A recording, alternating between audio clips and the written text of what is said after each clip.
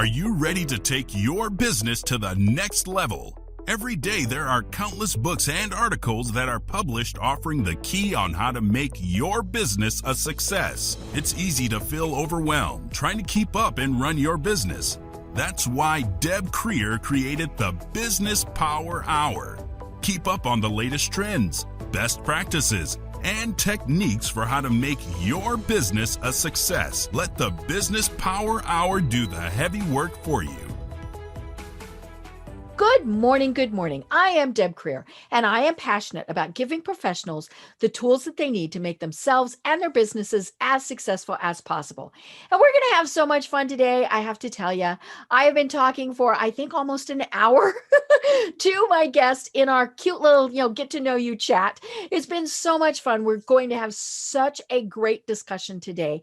And we're going to be talking about networking and how important it is. And oh my gosh, how the heck do you network during a pandemic? So please join me in welcoming Kymberli Speight to our program today. Welcome, Kymberli. Thank you so much, Deb. It's such a pleasure to be here with you. Oh, hopefully we didn't just run out of everything to talk about. It was so much fun. That was awesome. So let me tell people a little bit about you and then we'll jump into this. Okay. So Kymberli Speight is an author, speaker, executive coach, and professional speaker trainer. Currently, she serves as the president-elect for NSA-Austin and teaches executive transition courses for the U.S. Air Force. Kymberli is an Air Force Academy graduate. Go Zoomies! She has jumped out of planes, soloed in a plane, and purchased 36 F-15E fighter jets, which was a $954 million buy, holy schmoly, when she was a contracting officer in the Air Force. In February of 2020, Kymberli released her new book, I Need to Know You, How to Meet Ordinary, Extraordinary People and Improve Your Life, which is about a challenge she took to meet 100 people in 100 days. Kymberli is actually still in touch with around 70 of those individuals. She now speaks on relationship building, which is key in our professional lives. Kymberli has been blessed with the opportunity to have lived in so many wonderful places, as far north and east as Maine, as far south as Texas, and also as far west as Hawaii and Okinawa, Japan. She has had the privilege to have met wonderful people everywhere and understands the importance and power of building solid, mutually beneficial relationships. So again, Kymberli, welcome. Thank you so much, Deb. Great. This is such a privilege to be here and chat with you. And I really did have a wonderful time just getting to know you a little bit. I know. We're now best buds. This is so much fun.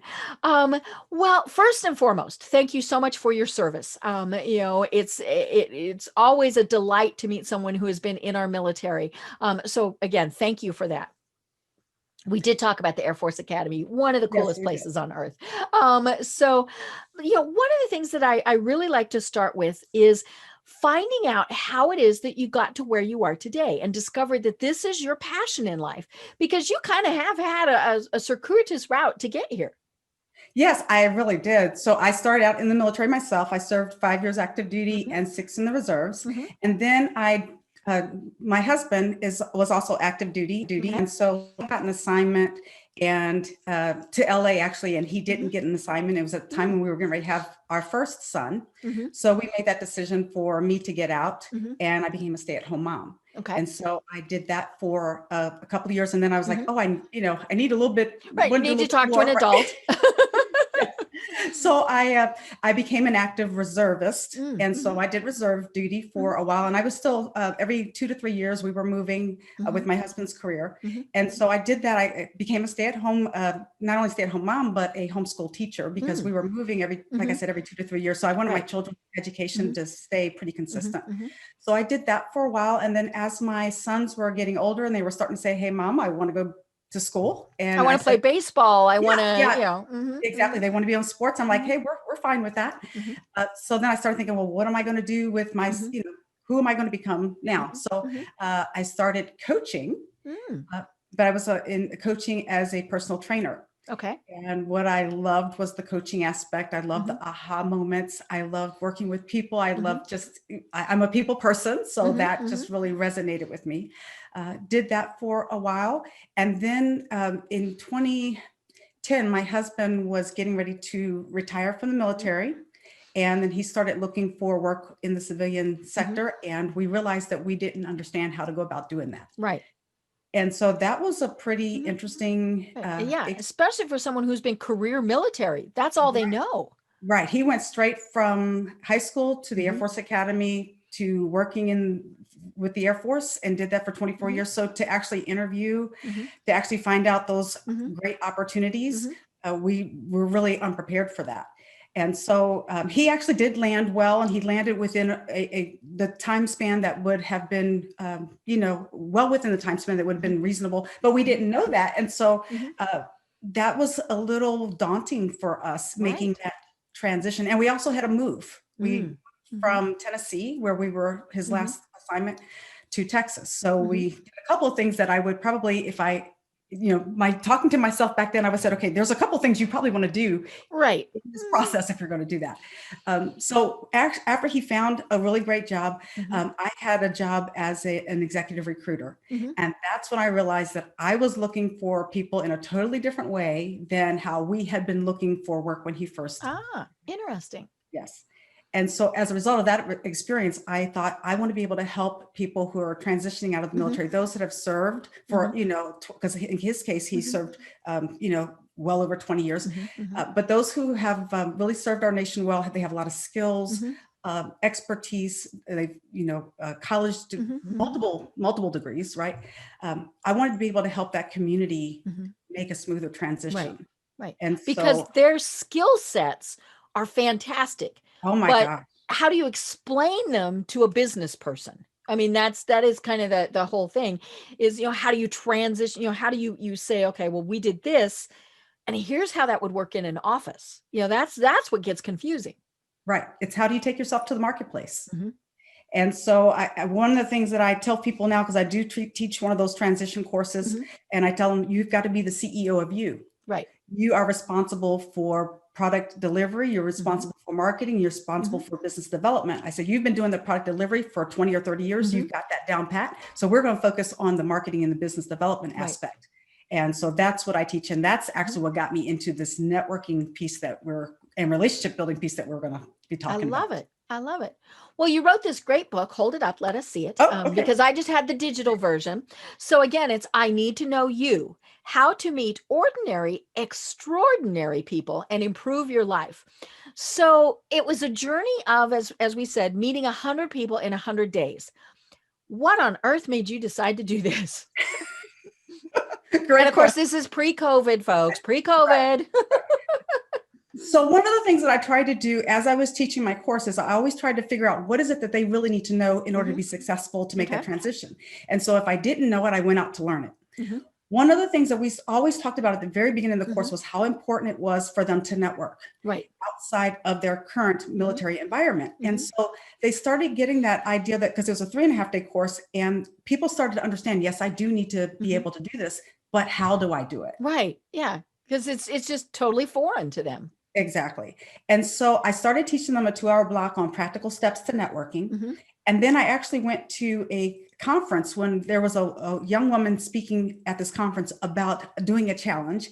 And I thought, you know what, I'm going to do this challenge because then it'll be a tool of credibility. I'll be able to say to them, if I can meet 100 people in 100 days, surely you can go out and meet 15 or 20. And so that's really how my challenge began, was just to be able to, like I said, have a tool of credibility. But what I found was, Deb, my life was so enriched by that experience.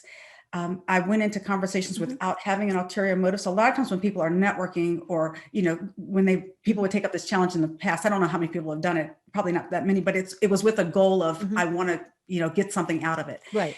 And I just took it up in terms of, I just want to meet people. I just want to get to know their stories and just not have an ulterior motive other than, let me just sit and talk to you. Right. And I loved reading your book because it's filled with, and I'm assuming there was 100. Is there more than 100? Or did you just?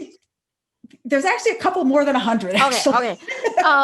And so it's just little snippets of, what you discussed and what you learned about them. And then a photo. I always love that. That's very cute. But what impressed me the most was, as you said, it didn't matter to you who they were or what they did. The barista at Starbucks was just as important to get to know as the CEO of a company. And that I think is the key to networking, because we do start limiting ourselves. It's the what's in it for me. How many times have we given somebody a business card and they didn't want to give you theirs until they knew you were going to use it, right? I'm like, but yeah, I mean, just this, let's just get to know people. And I love that you truly got to know them. The little stories that you tell about them, clearly you condensed them, but it was just fabulous.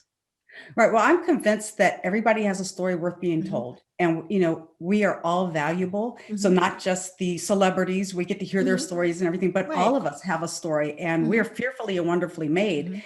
And just being intentional and finding out about others. And to your point, you just never know who you might meet that might know somebody that maybe they can be of help to you down the road. Or maybe you can be of help to them. So it was also, just maybe listen to your story. Maybe that can be of help to you as well. Right. So it's not always what can I get, but what can I get?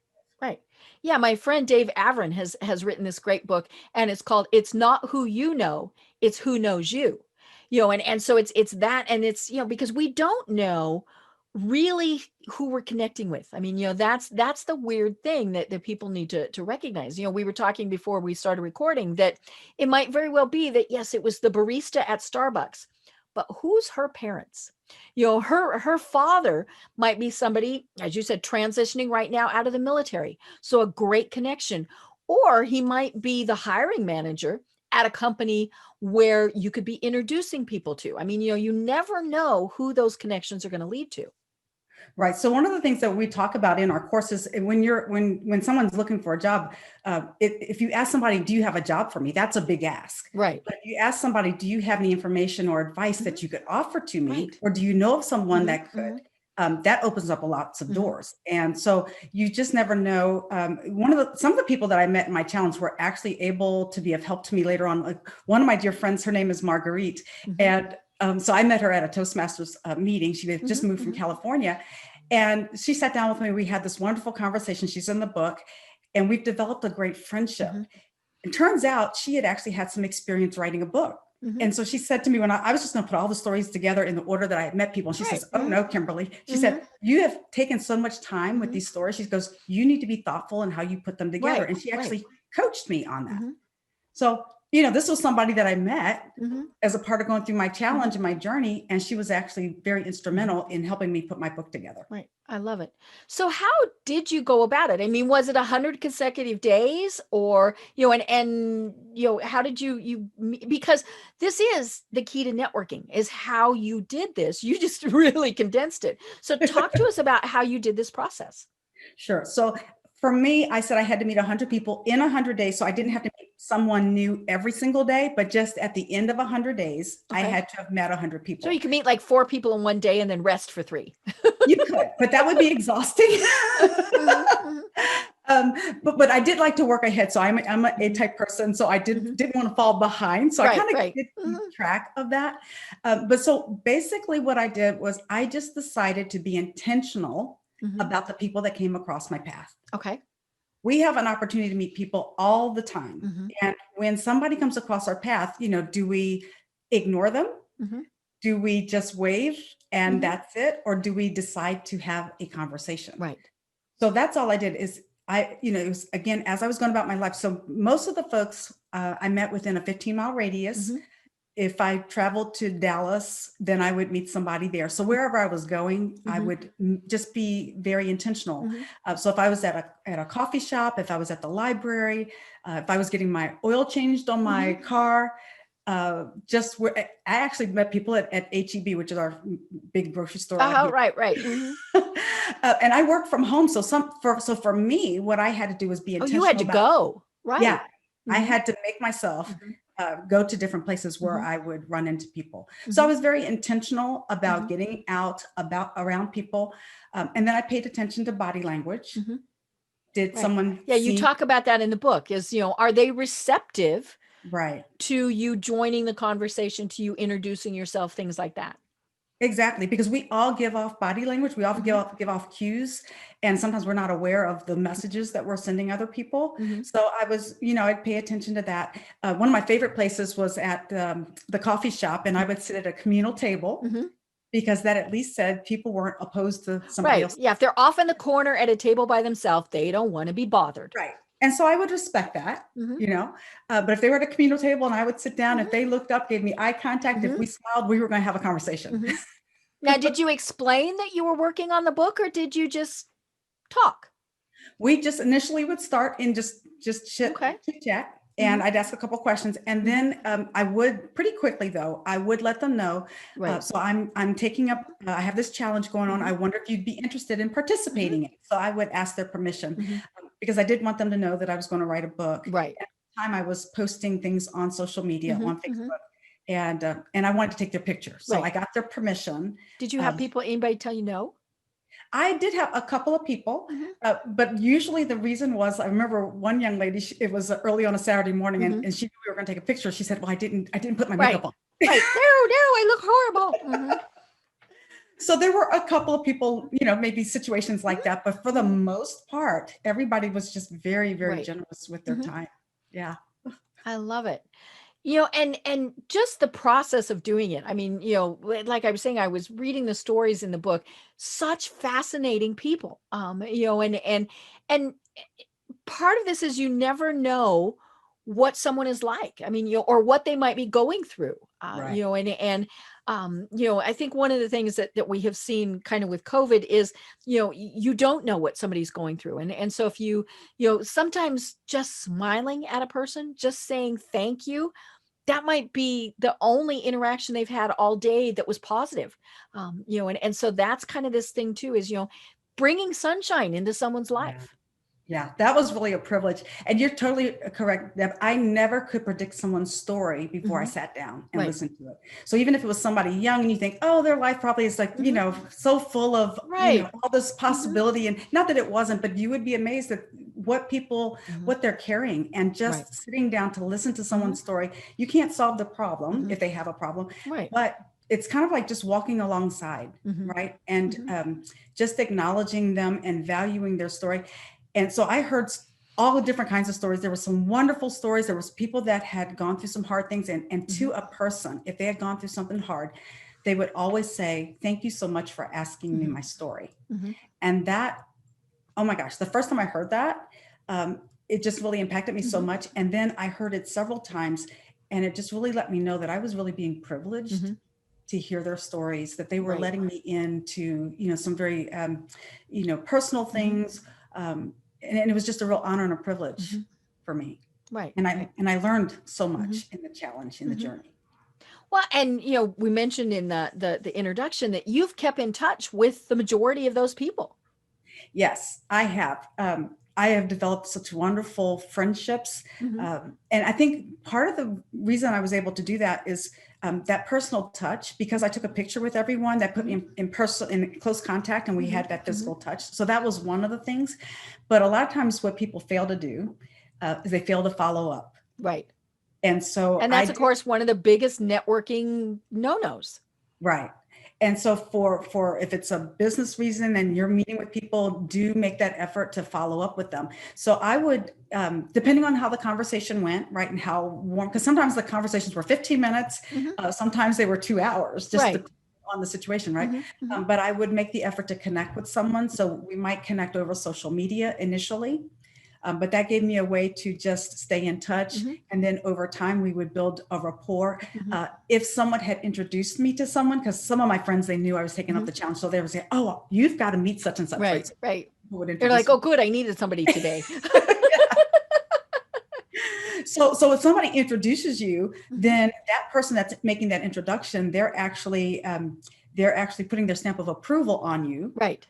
And so it's much easier to then not only have that initial conversation, but also to stay in touch with that person as well. Right. So yeah, I just made the effort to deepen the relationships after I initially met people. Right. I love that, and I think COVID has, in so many ways, it has just disrupted everything. That's kind of the understatement of the century. But of course, the biggest thing is in-person meetings, and not even going to places. I mean, I don't know if the coffee shop that you went to is even open right now, or, all of these various things, but it's still absolutely critical that we be networking. Right. If anything, even more so, because I always ask people for comments before. And one of the comments that you put in was that we weren't created to live life alone. We need each other in business and in life. And I think that's been one of the hardest things with COVID. I told somebody the other day, I said, I just miss hugging people. I don't even care if I didn't even like them. I just, and but going and kind of that sharing of the breaking of bread, whether it was maybe in church, maybe it was at a business meeting, all of these various things, we're not doing that. And we haven't done it for months. Right. So again, it's back to being intentional. So I think we are supposed to be socially distant in terms of space, but we still need that social connection. Right. So this is really a perfect time to reach out to people that maybe you've lost touch with over the years, and pick up the phone and call them. Right. Say, Jackie, I know we haven't talked in a while, but since we've been in this situation where everybody's locked down, I was thinking of you, and I just want to reach out and see how you're doing. So this is a perfect time to reestablish connections and friendships, relationships that maybe you have let go of a little bit. And you'd be amazed how you might just pick up where you left off with some of those folks. I had a conversation with a dear friend that when our sons played soccer together when they were 7, and because I had moved around, we had stayed in touch, maybe Christmas cards and things like that, but we hadn't really actually had a great conversation on the phone. And we were connected on Facebook. One of us, I don't even remember which one of us, but one of us reached out and said, let's have a phone conversation. We picked up right where we left off.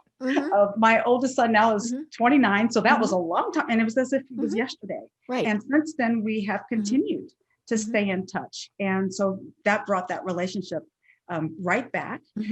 Other things that people can do. We in our neighborhood, and I wish I could take credit for this, but it was actually a neighbor of mine.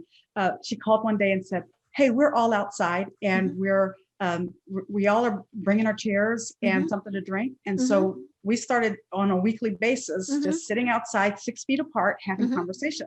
So I got to know my neighbors even more. And now it's something that we look forward to on a regular basis. Yes, doing that. And we did the same thing until it got cold. And so now it's a little colder. That's true. So I do have another friend who invited me. So this was kind of cool. She lives a couple of streets away, and she said, hey, do you want to come over and just kind of essentially do the same thing? And what happened there was we got a chance to meet her neighbors and have developed relationships with them. And so we actually, with one of the couples, went to Top Golf, which we felt safe doing that. It's you're even before this. I mean, clearly because of what you're doing, you have to be far enough apart not to be whacked by somebody else's golf club. Right. But so we got a chance to not only visit with them, I got a chance to know their neighbors. And so there's ways to be creative. And again, now, so what's interesting about that is, so one of the people she introduced us to, one of her neighbors, her husband has been working on creating my new website. So wonderful. Yeah. So it was kind of a win-win. Just got to know him, realized that was something that he could do, something I needed. And so we've made that happen. So that's kind of cool. But as we're intentional, like, so you and I got to meet each other through Nancy. Right. So Nancy connected us, and then now you and I got a chance to meet. So it's paying attention still to the opportunities that come across our path. Because I think, initially our first inclination was to really contract. And part of that was because, depending on where you were, it really was limiting what you could go out and do. And so not only could you not go to business meetings, you couldn't go shopping, you couldn't go to church, you couldn't do all those things. And so we just kind of pulled ourselves in. And that's, in many ways, that's great. I've been talking with a lot of people. They've gotten to know their spouse again, gotten to spend time with their kids, all of these various things. But we got used to that. And so now it's like, oh, wait a minute. Now, how do we go back out in a safe way? Right. So yes, so just keeping mindful, like when people are wearing their masks, right, and keeping that distance, Mhm. you can still have these really great Right. conversations. So I think sometimes, how do you have those great conversations with people? Mhm. And that's asking questions. That's Mhm. being curious about the other person. That's taking the time to listen Right. and being present in the moment. Right. And of course, if it's a business thing, the worst thing, but the one that we all do is, so Kymberli, tell me what you do for a living. And you Right. give me your 30-second spiel, and then I expect that you're going to ask me the same thing, and then I've done my 30-second spiel, and then we're done. You know? Right. Exactly. Well, so here's the thing, right? We've all heard the phrase, people do business with people they know, like, and trust. And that is so true. But first you have to become known. And Right. if I start a conversation with you and asking you what you do, I'm not interested. I'm not showing an interest really in you as Right. the person. Right.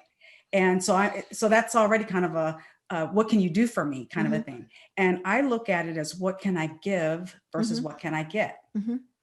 And if I'm able to give, and I just plant seeds and give, what I need will eventually, it will be out there. It may not be from where I planted the seeds. Right.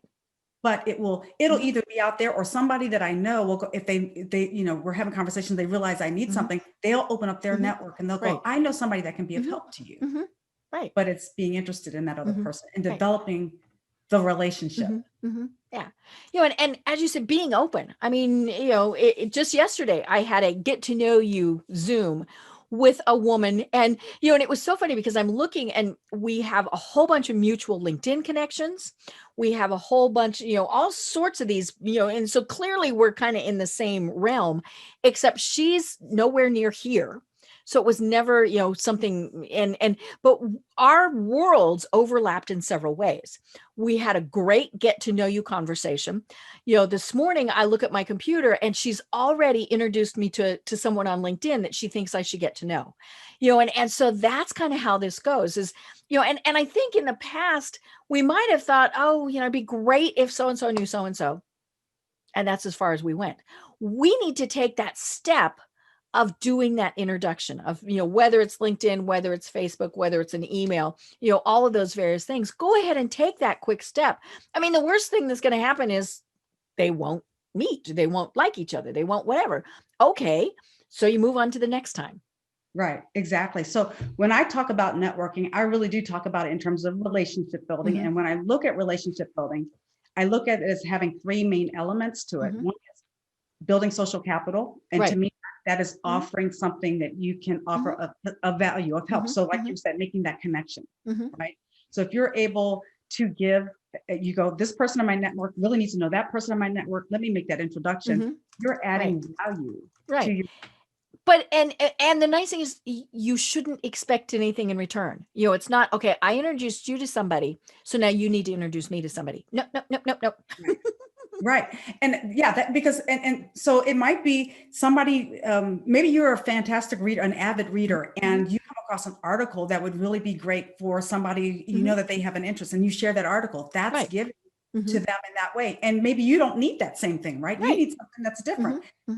And so maybe just building that relationship, she realizes, because she's being, or he is being intentional, realize that they have something that they could offer a value to you, or maybe not. And actually the relationship itself, we're getting something out of that. Any relationship we have, we're getting something out of.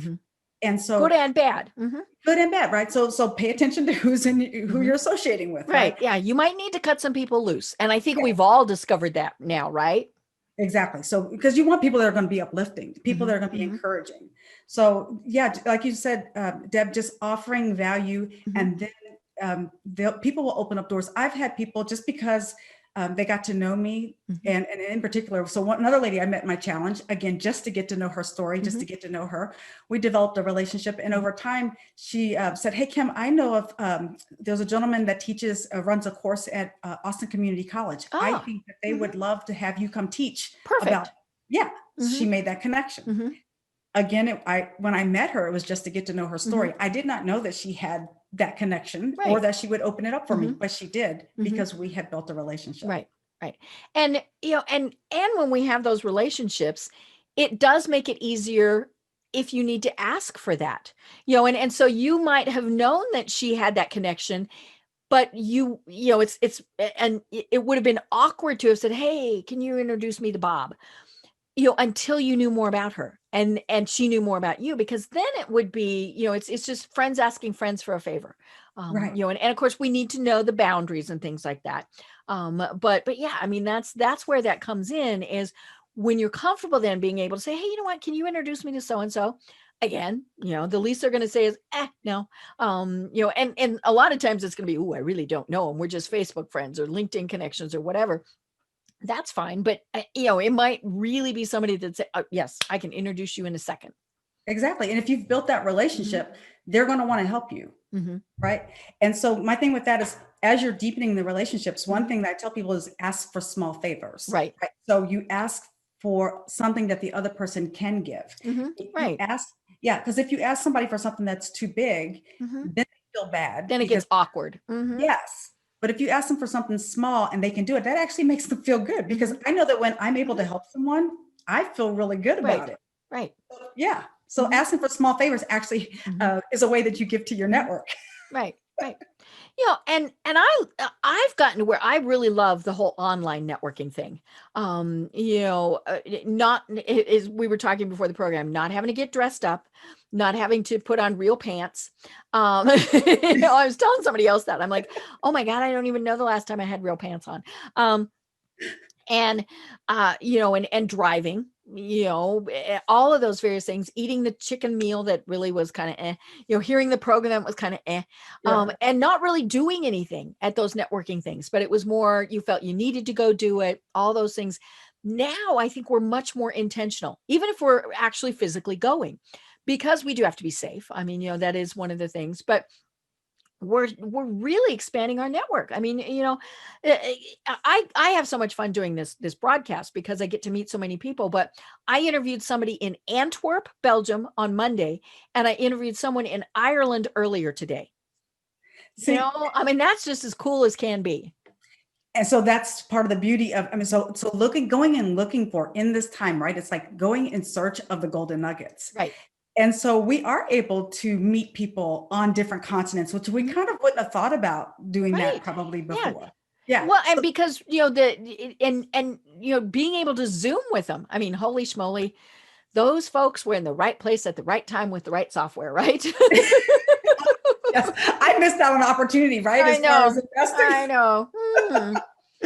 But you're absolutely right. So that's something I talk to people about too, is especially when I'm working with folks that are trying to expand their network in this current time. I said, we're on so many different Zoom trainings, even if you're taking a class. So I say, pay attention to who else is in the meeting.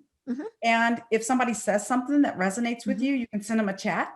Right. You can start that. You can say, hey, I thought that was a really great comment that you made. Right. And then so you're starting to build that relationship, and then go find them on social media and ask to connect with them. And that way you can continue that conversation.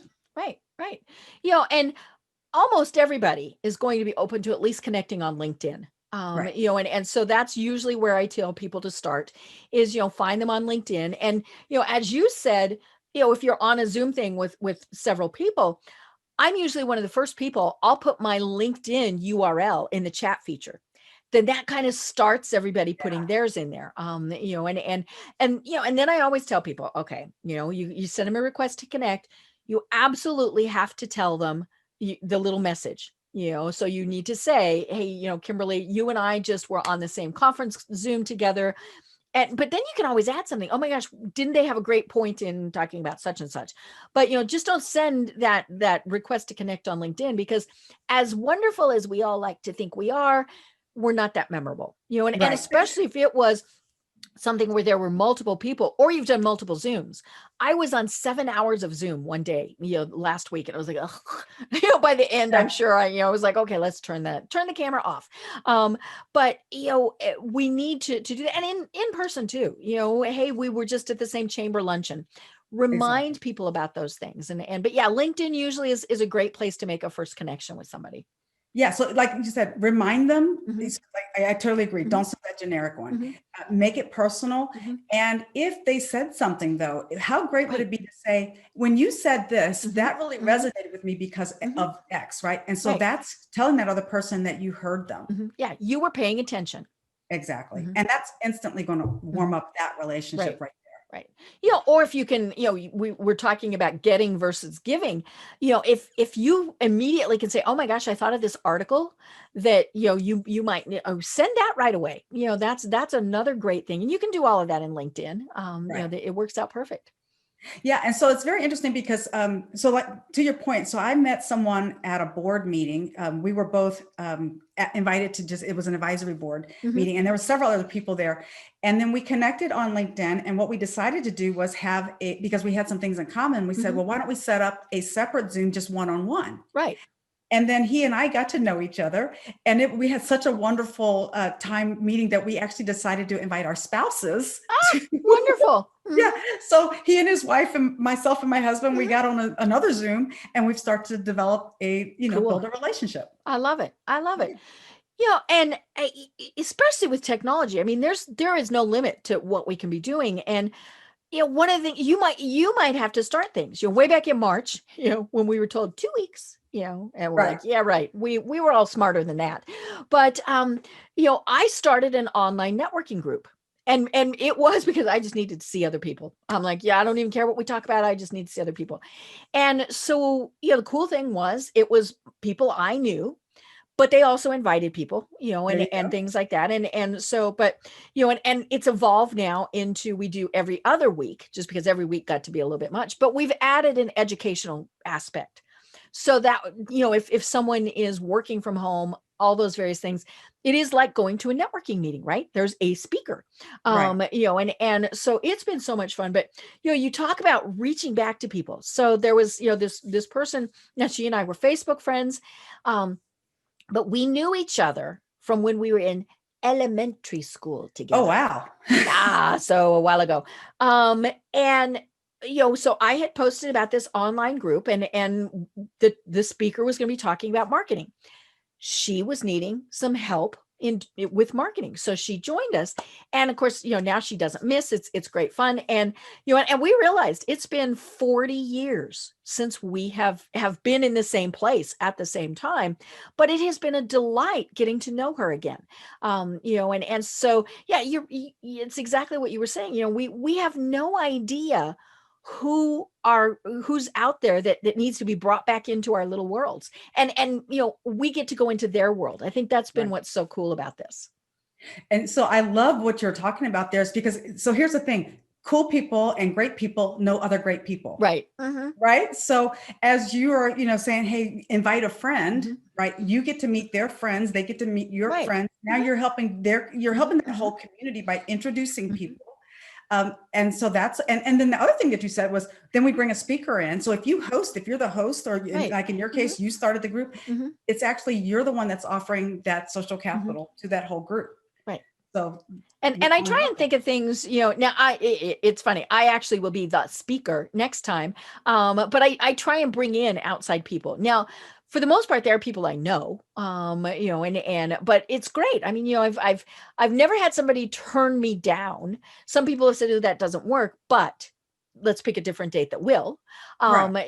and some things like that. So that's where that is fun, is to give them that opportunity. But the cool thing has been to kind of see what's happened in the background.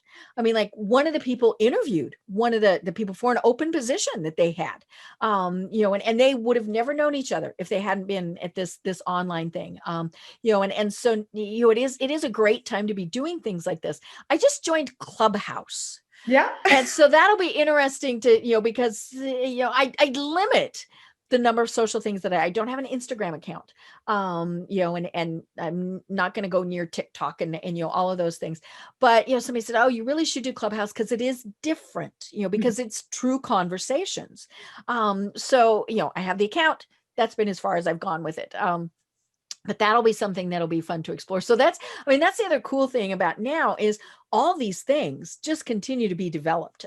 Some go, some stay, but there's all these great ways to be reconnecting with people.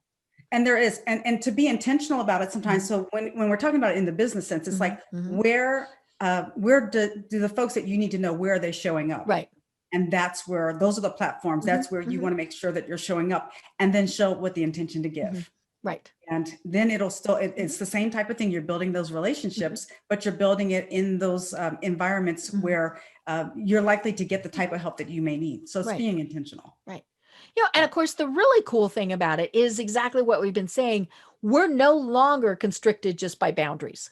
You know, it's not that you're only going to Austin chamber events and I'm only going to Atlanta chamber events.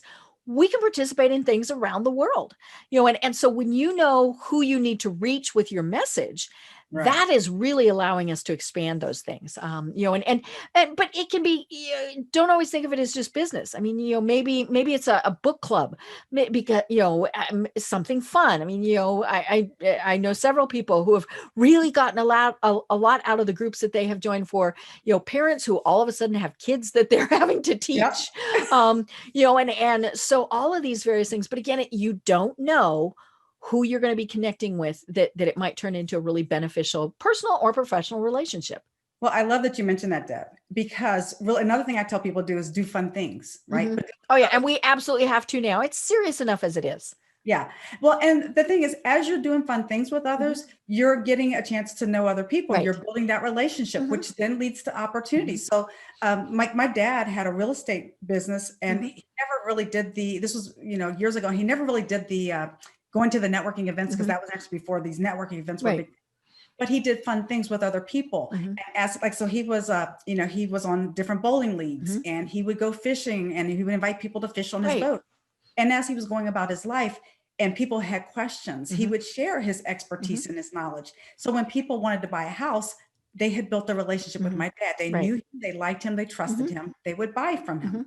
Right. When they wanted to sell their house, they would say, Sterling, I want you to sell my house. And they would, if they knew of a friend that had a house they wanted to buy or sell, they would say, you can talk to my friend Sterling. Right. Yeah. You know, when I work with college kids that are thinking, you know, and this is going to be very much like, you know, when you're working with somebody just coming out of the military, volunteering is one of the absolute best ways to start building your network, and, you know, kind of be intentional about it. You know, it's been, 25 years ago, I think, since I volunteered for, at the University of Colorado. This was, you know, I still lived in Colorado. I'm a CU grad. My husband's a CU grad. And so I volunteered for something, but part of it was, it was fun. I mean, it had to do with sports. But I also looked at who were members, and several of those people I'm still connected with. You know, 3 of them I texted this week, you know, and so you never know, again, where those fun things, and it's okay for them to stay a fun thing. It doesn't have to turn into a business type of thing.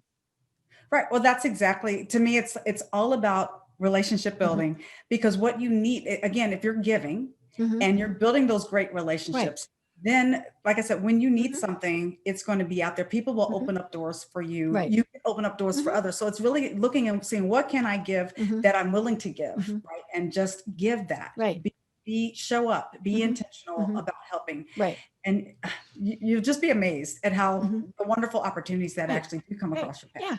Yeah. You know, I still remember this one time, and this was years ago. I mean, this, you know, but it could have been yesterday for the same thing to apply. I was teaching it was just a one-time seminar type of thing, much like what you do. And I was at the University of Northern Colorado. And, you know, I was telling and they were all seniors, so they're getting ready to graduate. And so I'm talking about, you know, how to have your LinkedIn profile, how to network, all those things. And I was saying, you know, one of the things you have to have is a business card.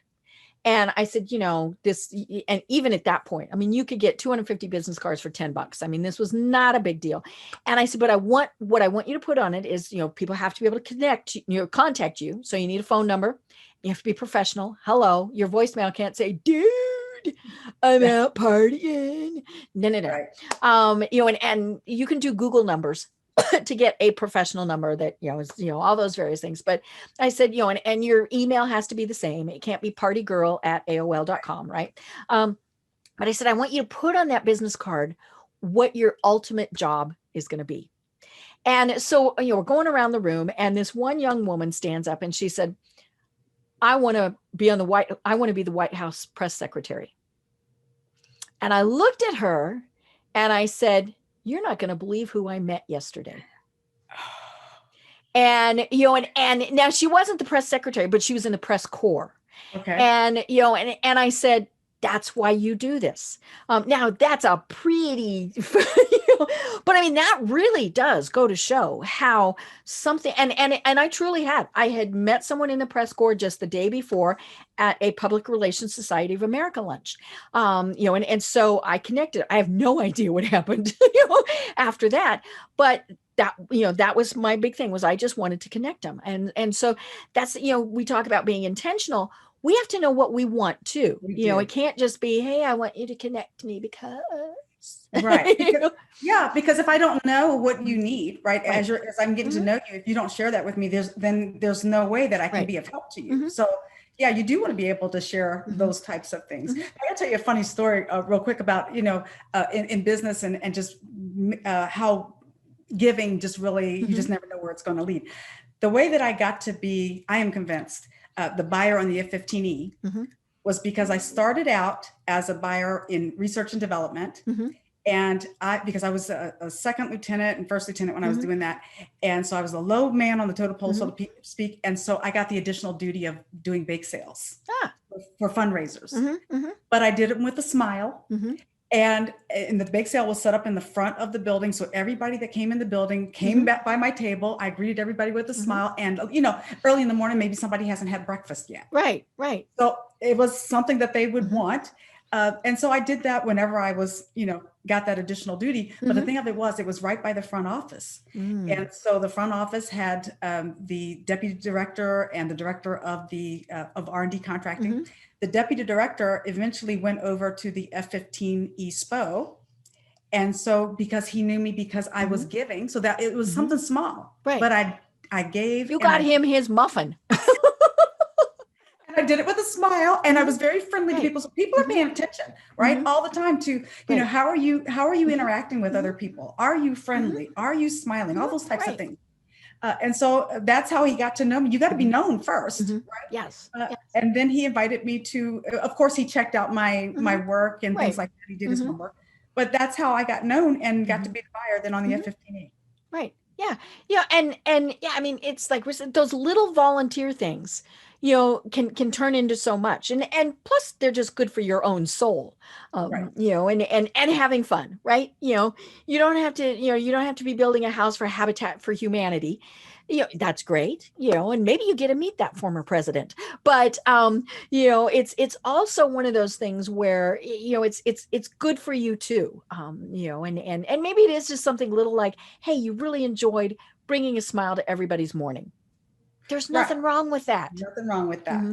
And then, like you said, if you're volunteering, maybe you're on a board and and people who are serving on boards, generally, maybe they're retired from their current role or the role they had. They know people, right? So you're giving, you're sharing. You just never know if you have that sincere intention to be of help to others. Right. And you're showing up and you're being intentional about the other people that are there. Right. You just build those connections. And then as people find out what you do need, they will be more than willing to open up doors. Yeah. One of my favorite authors is Bob Berg. And, and I have had the absolute wonderful pleasure of interviewing him several times. And he is exactly like what you would expect. He is as nice and as warm as he appears to be, in his books. And he's always talking about the go-giver mentality, that you're giving. And I remember one of the times I was interviewing him, I said, well, Bob, that's great to always be giving, but how, you can't always be giving. And he said, well, one of the keys is that you're giving, but you're not giving to the point of being taken advantage of. And I think that's something that so many people worry about, is that we're going to get sucked dry. Well, that's where we have to have our boundaries. That's where we have to say, no, this is the stopping point. But, it is about giving, not expecting anything in return, but not being taken advantage of. I mean, I think that really is one of the critical parts. Right. So what I tell people with that is, I'm not telling you what you have to give, right? Mm-hmm. What you do is you assess what it is, what do I have that I can Right. give, willing to give. Mm-hmm. Mm-hmm. And that's what you give. Right. So if it's in your, if it's something that you have in your business, a service that you have in your business, I'm not saying give that away necessarily. I mean, you might, depending on who. But I'm saying, what is it that you're willing to give? And as you become known as a giver, right, then that's what opens up doors. So, and I totally agree with you. You do have to be careful. And there's actually a chapter in my book about, or at least an introduction, because I talk about intentional givers, and I say you have to be careful of the takers. Right. Right. There are takers out there. And so they will try and suck you dry, both deliberately and on, not on purpose. Right. So you do have to be mindful, and that's where paying attention comes into play, right? So part of that building relationships is paying attention to the other people and what are the cues that people are giving off. Right. Because if there are people out there that are just going to take and take and take, then you'd stop. Yeah. You have to have boundaries for sure. And that's also why I say give without expectation, because that way you don't tend to get taken advantage of from the standpoint. I think where people get hurt is when they have these, in their mind, they calculate, if I give this, I'm going to get this back. Right. And when that doesn't happen, you get hurt. So if you give without that expectation, then you're just, there's no strings attached. Yeah. And so if somebody doesn't return anything, it's like, okay, well, I was giving it anyway. I decided I was going to. And just because they don't give back now doesn't mean there might not be something later. I mean, like, I kind of jokingly said, I'll introduce you, but then you need to introduce me to somebody. Well, they might, but it might be a year from now. Right. And so I think that's the thing, is we need to adjust what we're thinking about, and those expectations. And again, they might never do it. Okay, fine. No, I still feel good because I introduced them to people, but yeah, that not expecting anything in return, I think is the biggest thing, because then we're giving from the heart. Right. Now, should we be thinking about it and be giving from the head? Yes, because, but when you really are giving from the heart, that comes across too, because you're not standing there with your hand out, either realistically or just metaphorically.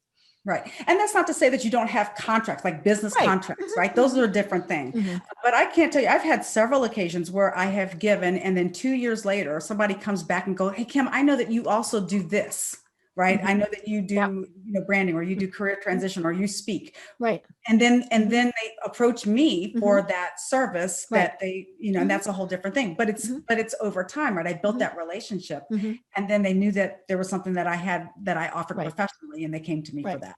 Yeah. And of course, the important thing about a relationship is it's not a one-shot thing.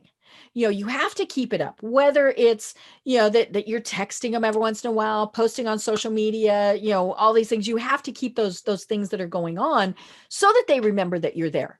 If I add up all the people just that I'm connected with on social media, we're talking probably 5,000, 10,000 people.